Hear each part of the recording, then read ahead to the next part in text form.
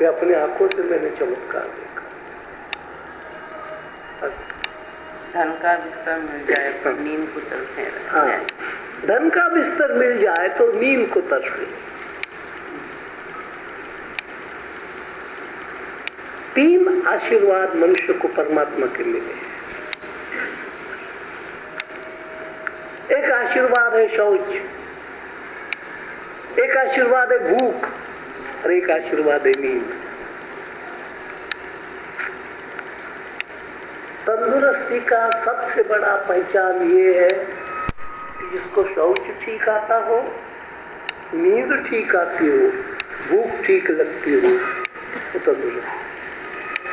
और इसमें से एक में भी गड़बड़ हो जाए वो नादुरुस्त। एक की गड़बड़ होते दूसरे की गड़बड़ होती। लेकिन हम इसको आशीर्वाद नहीं समझे। हम ऐसे मूर्ख है, कोई सत्य साई बाबा के पास अगर पकोड़ा निकाल दिया तो आशीर्वाद हो, किसी के पास गए किसी ने मकोड़ा निकाल दिया तो आशीर्वाद हो। अरे भाई, परमात्मा ने आशीर्वाद दे रखे, उस आशीर्वाद का तू क्या कर रहा है?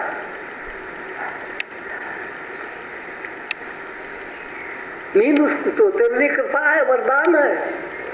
वरदान बाद में नहीं मिलते, जन्म के साथ 3 वरदान आपको दिए हैं। लेकिन आप उस वरदान का क्या करते हो? वरदान को श्राप में पलट देते हो। वो क्या करेगा फिर?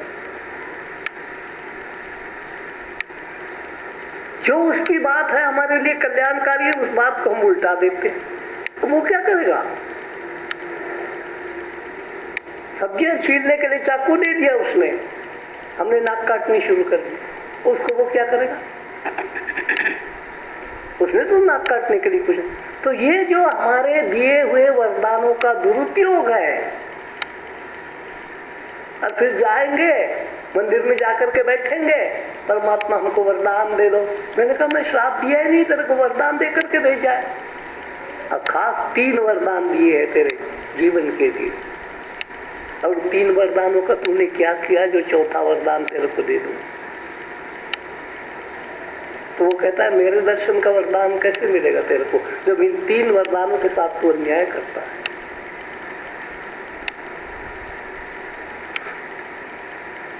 मेरे को पूछते हैं लोग, आपके इतनी लंबी उम्र का रहस्य क्या?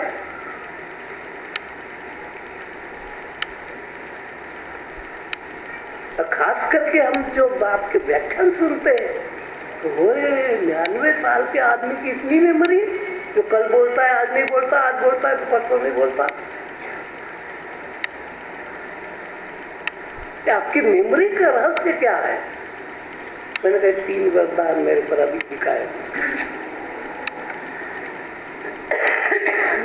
मोटा रहस्य आपको बता दो, बाकी की कई चीजें हैं। तो काया के साथ में वफादार, और लोग तकरीबन काया के साथ बेवफा।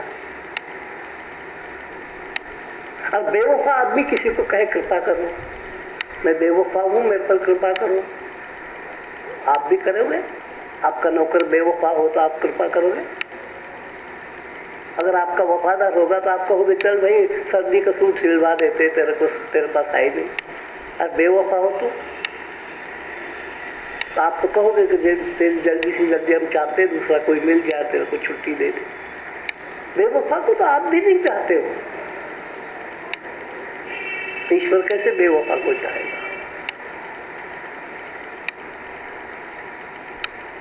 तो ऐसे लोग ही होते हैं, उनको मखमल का बिछाना होगा तो भी नींद नहीं आए। और किसी को नींद आती है, ऐसे उबड़ खाबड़ जमीन पर बैठ जाता है, खर्राटे की नींद लेता है और हाथ का सिराना बना देता। हाथ मोड़ लिया, सिराना कुदरत ने दे ही दिया है कि आपकी नींद खराब है इसलिए आपको नकली सिराने लेने पड़ते हैं।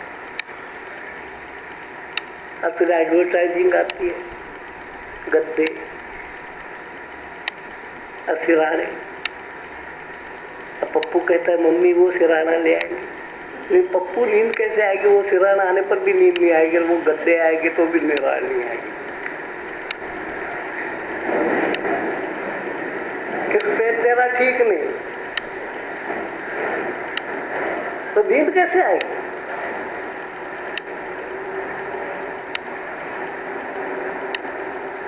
अब जब मैं पद यात्रा में चलता था, इतनी मेहनत होती थी, कभी खाना मिलता था, कभी नहीं मिलता था। तुम खर्राटे की नींद, हाथ मोड़ा और सो गए। क्या हो गया?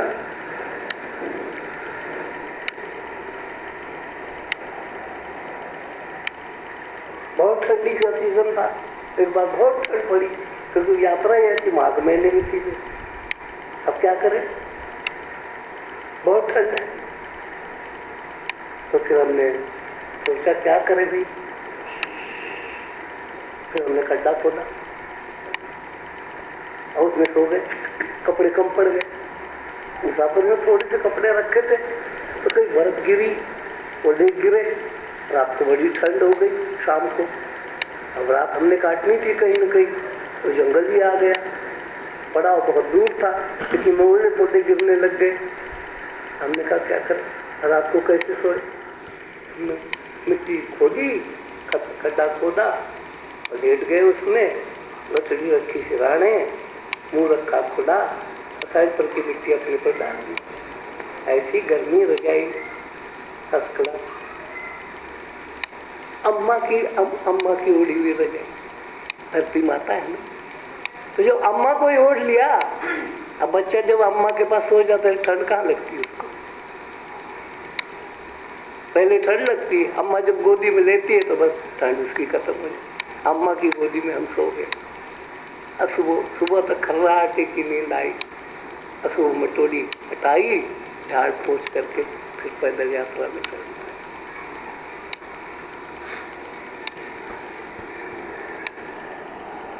लेकिन हम सब अम्मा और बापू के वैध। बापू यानी परमेश्वर, अम्मा यानी प्रकृति। हमारी सबसे बनती है, लेकिन अम्मा बापू से नहीं बनती। चित्र लिए मेरी मम्मी की ताई की लड़की की क्या रिश्ते जोड़ते रहते लंबे लंबे पूछ की तरह हनुमान जी की।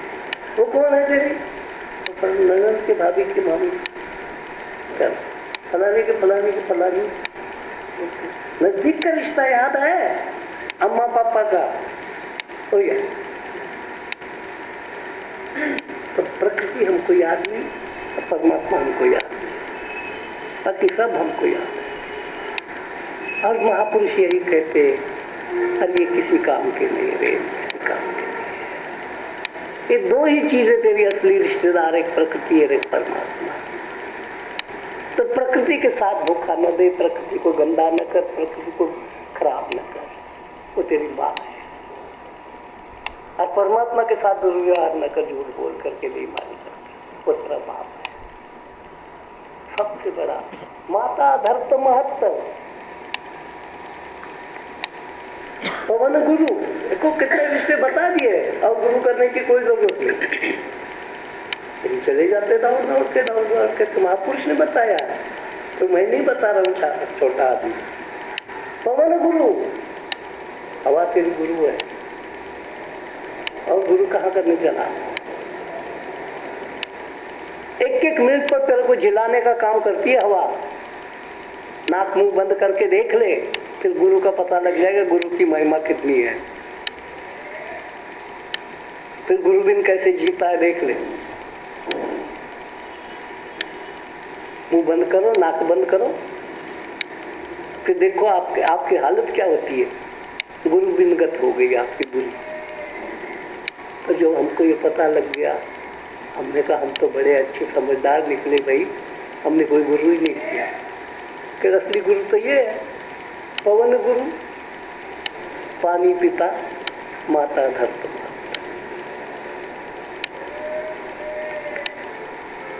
आगे चल। सागर से भी बुझ नहीं सकती कभी किसी की प्यास, कभी एक बूंद ही से हो जाती पूर्ण आस। अरे सागर से कभी भी नहीं बुझती किसी की प्यास। क्यों नहीं बुझती सागर से प्यास? क्योंकि सागर खारा है। नमक का काम प्यास लगाना है, प्यास मिटाना नहीं है। और आप सागर पीते रहते हो सारा दिन। कौन सा सागर? ये माया का सागर। एक अंजलि पी ली, फिर दूसरी, फिर तीसरी, फिर चौथी, उसके किनारे बैठे हो, सारी जिंदगी गई पानी पीते पीते, और मरे तब प्यासे मरे। हमारे जैसा कहता, अरे सागर के किनारे बैठे, पानी का था समुद्र से ज्यादा पानी और किसी के पास नहीं, वहां किनारे बैठे आप, और वहां अंजलियां भर भर करके, घुट भर भर करके पीते रहे, तो प्यासे कैसे मर गए? क्योंकि उस पानी में प्यास लगाने की शक्ति है, प्यास मिटाने की शक्ति नहीं है। अगर गड़वी भर पानी भी पी लेते तो आपकी प्यास मिट जाती, लेकिन सारा सागर पी गए फिर भी आपकी प्यास नहीं मिटी। इसलिए महापुरुष कहते ये महासागर, मोह सागर, ये जिसको आप संसार सागर कहते, इसको पीते जाओ पागल की तरह, फिर भी आपकी प्यास कभी नहीं मिटेगी। जब ये बोध हो जाता है मनुष्य को, तो वो कहता है कि कहाँ मिटेगी फिर? अरे परमेश्वर का एक घुट्टी पी ले बस, सागर पीने की जरूरत नहीं है।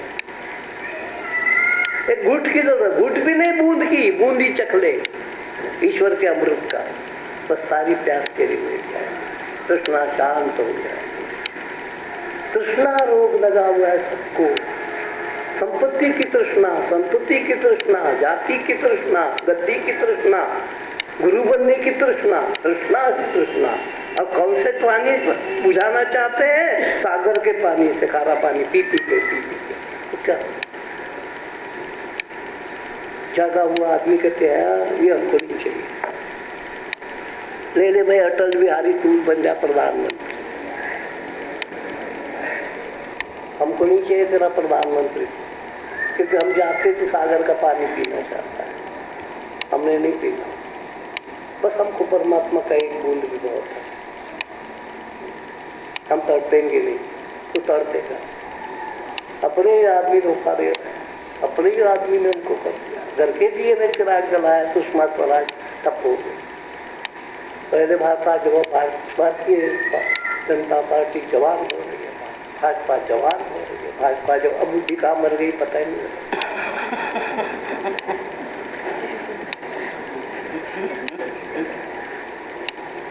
तो खुराना बेचारा खुर कर रहा, आए मेरे साथ धोखा हो गया, आए मेरे साथ धोखा हो गया। तो धोखा समुद्र के किनारे जाते हैं प्यास मिटाने, धोखे नहीं तो क्या होगा?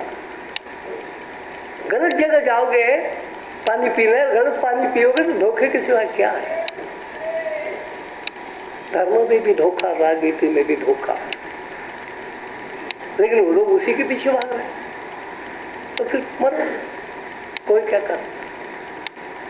हाँ आगे चल, खत्म है।